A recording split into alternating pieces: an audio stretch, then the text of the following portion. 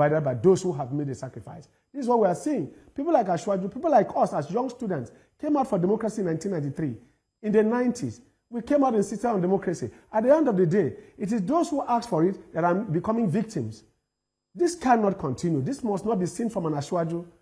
This must not be seen. I'm speaking this night, my mind, not because I'm hot. I mean, this is 2023. I've held no government appointment in the last 22 years. I've done no government contract.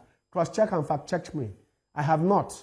I have lived only on my talent and my skill as a scholar. That's what has brought me in and out of this country. So at no time should anybody imagine that you can only be patriotic when you think that you can benefit from the Nigerian state. We must first think Nigeria. In the last 5 years, I have not gone out of this country. In the last 5 years, we've been here trying to battle to stabilize the democracy that we promised Nigerians. And therefore, we want to make this point very clear, that we cannot bring those who don't believe us to come and implement our manifesto and our ideals, because they don't even believe in the first place. And I expect such people to say so when they are offered such appointment, to say, I don't believe you, I can't be. I did it before. I was being appointed a commissioner by a governor I didn't believe in my state. And I told him I cannot because I don't believe you. And I cannot now see anybody coming to tell us that Ashwaju cannot rule, Ashwaju is not fit, and then suddenly Ashwaju gives you an offer, and then you collect it and say that you are not going to work. You're only going to prove that Ashwaju is not correct, Ashwaju cannot do it. That's all you are going to come to do. So I don't believe, and I don't want to accept that loyalty should be rewarded by negligence.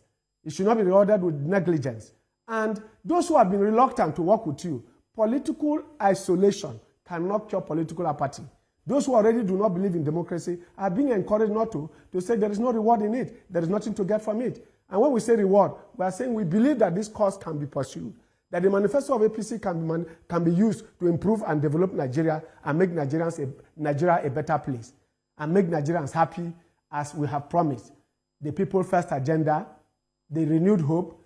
If there is renewed hope, then those who believe in it should be made to come and implement the manifesto of the party and the ideas of the president, who has been in the forefront of trying to pursue the manifesto of APC, and then the progressives in this country, who have fought all through the years, and for the first time in the history of the largest black nation on earth, took away a sitting government, and have proceeded to do that for 8 years, and we are now going to our, for our 24th year. We've done that for 8 years, we're now going for the next 16 years. And yet, we cannot be seen to drop those who fought and believe in this fight, in the struggle for a better Nigeria, under an ideology that is progressive. I know many people will tell you that Nigeria has no political ideology. It is not true. We have an ideology. A man like Ashwaju Bola Ahmed Tinubu, a man like Buhari, told you that he didn't believe in communism, but that when he believed only in communism, but that when Russia fell, USSR collapsed, that he now believes that there is democracy, and came out to contest the election in spite of himself and despite the conditions at that time. So, if by 2023 we are sitting here, I will please demand and request that Ashwaju Bola Ahmed Tinubu and the spin doctors, those who are around him, should not make the rest of us start regretting that we fought this fight for others to come and take it. It is not correct. And I'm saying this because I can name names of people.